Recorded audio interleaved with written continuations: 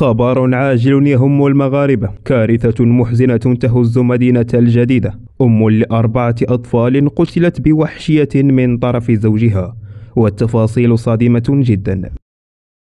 اهتزت ساكنة حي الغزوة بمدينة الجديدة مساء يوم أمس الاثنين على وقع جريمة قتل راحت ضحيتها ل4 أطفال على يد زوجها الذي يبلغ من العمر 30 سنة.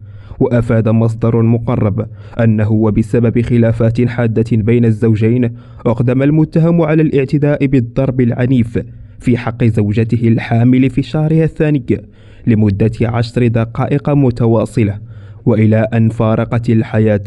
وفور توصلهم بإخطار حول الواقعة، سارعت عناصر الشرطة القضائية رفقة رجال الوقاية المدنية إلى مكان الحادث، حيث جرى نقل جثة الضحية لمستودع الأموات قصد إخضاعها للتشريح الطبي، فيما تم وضع الجاني تحت أنظار النيابة العامة المختصة قبل تقديمه للعدالة.